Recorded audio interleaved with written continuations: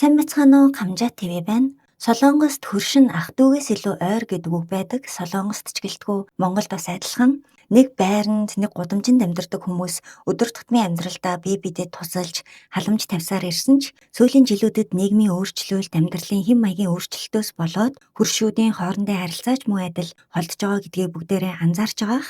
Солонгос сүүлийн жилүүдэд давхар хоорондын дуу чимээнээс олж нэг нэгээ алсан тохиолдол хүртэл гарч исэн. Өнөөдрийн ярих гэж байгаа хэрэг бол 2024 онд Солонгосын хөдөө тосгонд амьдардаг хөршүүд хооронд болсон асуудлын талаарх хэрэг байгаа.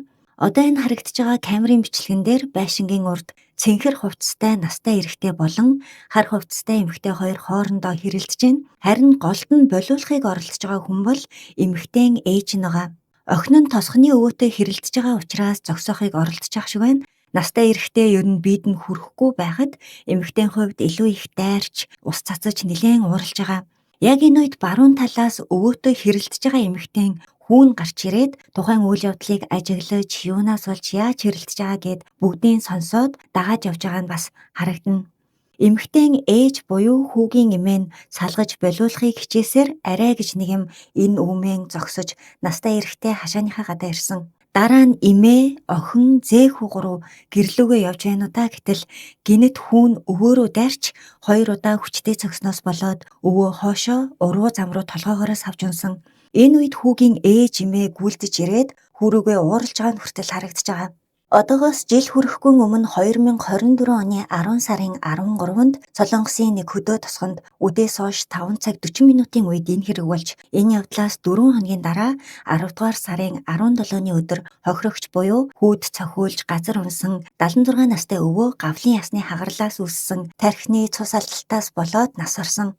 24 онд өвөөг үхэлд хүргэсэн энэ хүү ердөө 15 настай дунд сургуулийн сурагч байсан. Үеийнхнаасаа нэлээд биер хүү, гар тулаан бас боксоор хичээлдэг хүүхдээсэн болохоор зүгээр нэг дунд ангийн хүүхдийн цохилтоос хэд дахин илүү хүчтэйгээр тэр настныг унтлан цогсон. Яг мэрэгжлийн спортын тамирчид хүнийг яаж гэмтээвэл ямар үр дүн гарч болохыг хинээс ч илүү мэддэг учраас ёс зүйтэй байж хэн нэгнийг цохихоос болгоомжилт юм байна. Харин спортыг ойлгоогүй өнгөц мэдлэгтэй зарим нэг хүмүүс бэрандаа эрдэж алдаа гаргах тохиолдол олон гардгийн нэг жишээ гэж солонгосчууд энэ хэргийг харж байгаа. Мэргэжлийн хүмүүс энэ хүүгийн өвөөрөө дайрсан шалтгааныг тайлбарлахдаа ээжигээ аргагүй шалтгаанаар хамгаалах үйлдэл хийсэн гэхээс илүү настан ээжийнх нь бид гар хүрээгүй хэрүүл дуусаад хоёр тишээ салааж явж байхад дайрснаас үзэхэд надад боломжл гарах юм бол би хэн гэдгээ харуулна. Энэ хүч чадлаа мэдрүүлэх цагийг хүлээж исэн хүний сэтгэл зүгээс гарах үйлдэл байна гэж тайлбарласан. Уг нь хэрэлдэжсэн эмэгтэйгийн гэр бүл болон хохирогч нас орсон насны гэр бүлүүд хоорондоо маш дотн ах дүүс шиг харилцаатай энэ тосгондоо олон жил хамт амьдарцгаасан хүмүүс байсан.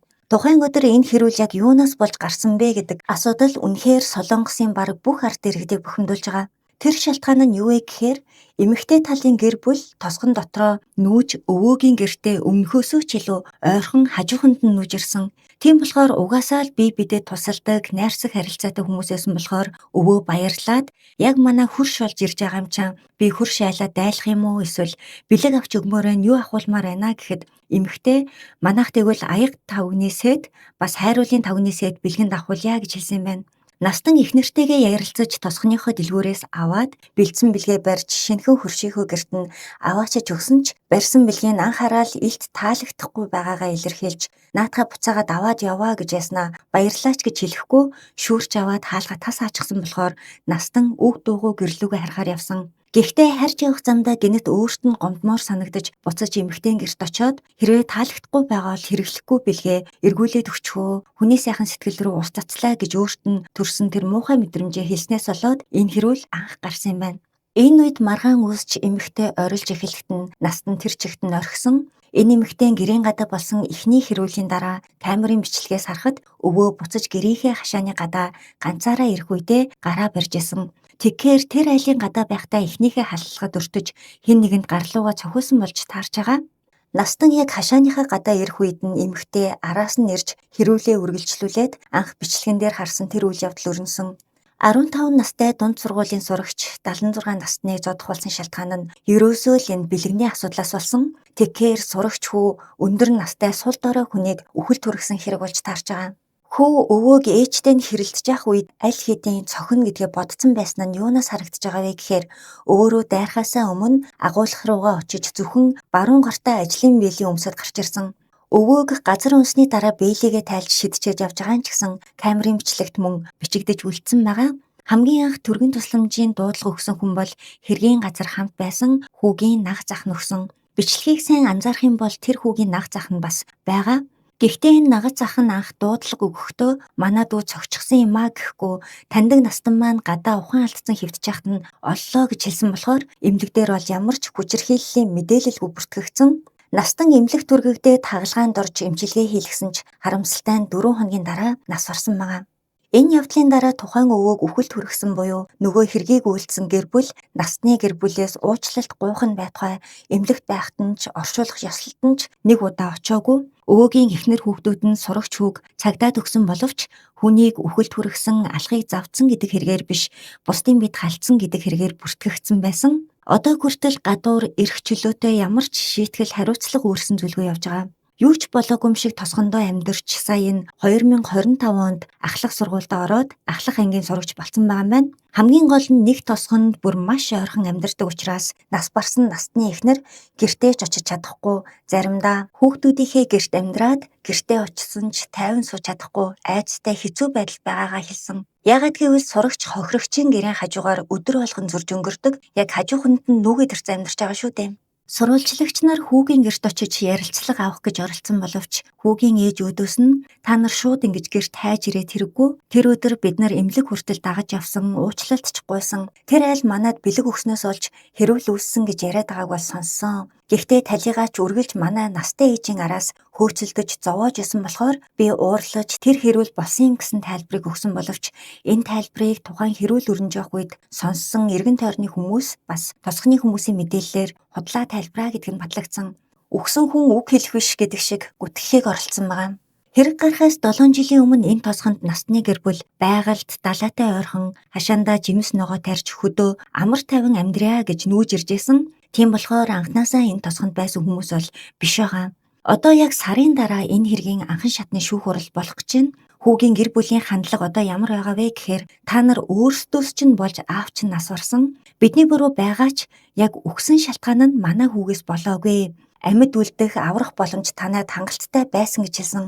Энэ хэрэг настангийн эмнэлэгт хүргэгдсэн нас бараагүй байхад цагдаад анх бүртгэгдэхдээ бусдын бид халдсан гэдгээр бүртгэгдсэн учраас одоо хүртэл тэр хэвээрээ явж хагаад ар гэр нь маш их бухимдалтай байгаа маань.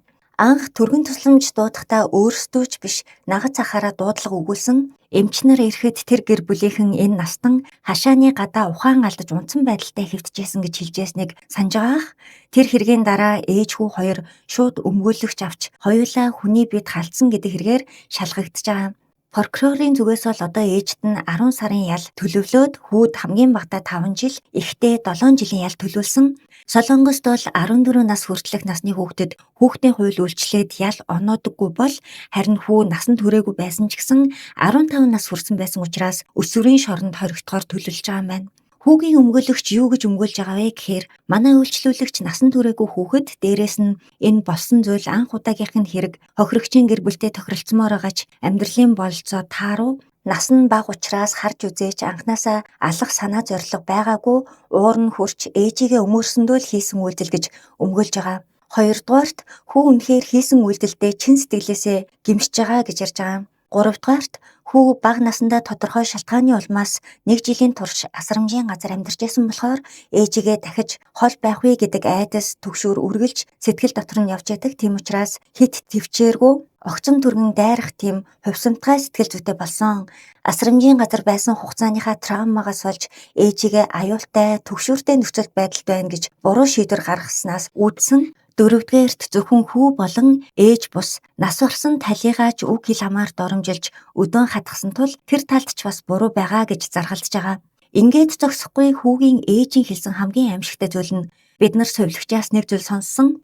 Эмнэлгээс настан 2 дахь удаага хагалгаанд оруулах санал тавьсан ч талигаачийн ар гэр гарын үсэг зураагүй хагалгаанд оруулахгүй гэж шийдснээс болоод тэр хүн нас барсан.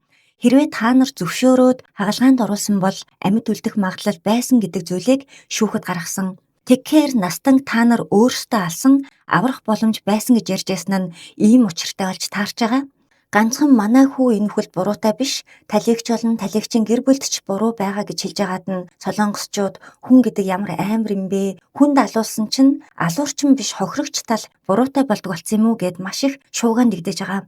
Гэтэл сувилагчийн ярианаас илүү хагалгаа гардаж хийх тархины мэс заслын эмчийн мэдүүлгээр хэрвээ ар гэр нь хүсвэл 2 дахь удаага дахиж хагалгаанд орж болох ч амьд үлдэх найдвар маш бага шүү, боломжгүй шүү гэдгийг учирлаж тайлбарлаж хэлсэн гэдгээ мэдүүлсэн. Тийм болохоор ар гэр нь хоорондоо ярилцж агаад бодит амьдрал дээр үнэхээр тийм үр дүнгүй байдгийн бол дахиж оруулаад хэрэггүй гэдэг шийдвэрт хүрсэн байсан. Энэ 2 дахь хагалгаанд ороогүй гэдэг дээр хэрэгтний тал тоглолт хийж өөрсдийн талд ашиглахыг оролдож байгаа юм байна.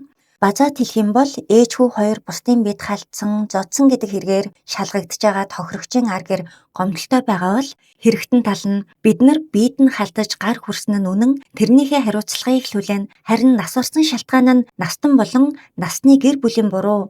Манай хүү тийм огцом үйлдэл хийсэн нь бага насны травма, сэтгэл зүйн хүнд байдлаасаа болсон гэсэн байр суурьтай байгаа юм байна. Энэ нь нас барсан настны эхнэр үр хүүхдүүдэд бүр том цохилт болж дахин нэг удаа шархлуулж байгаа. Одоо анган шатны шүүх хурал сарын дараа болох гэж байгаа болохоор энэ асуудал дээр олон нийтийн тус дэмжлэгийг гуйж хэвлэл мэдээллийн хэрэгсэл нэвтрүүлгүүдэд хандааж явж байгаа юм байна. Энэ хэрэгтний талын айл хизээч буруугаа ойлгож хийсэн үйлдэлтэй гимшээгүй, харин ч тэр тосгон даяараа худлаа цуу яриа тарааж тэрийгэ шүүхэд бичгээр өгсөр байгаа.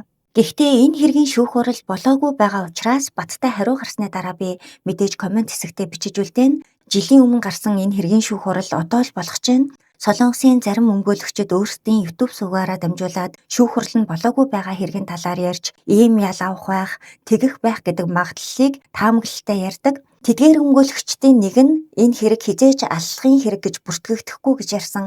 Хүү хэрвээ хохирогчийн гэр бүлтэй тохиролцож чадвал тэнсэн харгалзах ял авна, харин чадахгүй бол багадаа 2-3 жил, ихтэй 7 жил авнаа. Одоо яагаад гадуур байцаалтанд эрх чөлөөтэй байгаад байгаа вэ гэхээр цагдаагаас энэ хүү давтан хэрэг үлдэх, мөн орхон зайлах зүгтах магадлал бага гэж үзсэн учраас хоройгүй, бас агуулгаасаа ажлын бэлий авч баруун гартаа өмссөн нь төлөвлөсөн санаатай хэрэг гэдгээр хүлээн зөвшөөрөгдөх хэмжээний хугацаанд хүрэхгүй байна. Энэ өмгөөлөгч аллахын хэрэг биш, хүнд халтсан, гэмтэл учруулсан гэдгээрээ шалгагдах нь зөв гэж үзэж байгаа.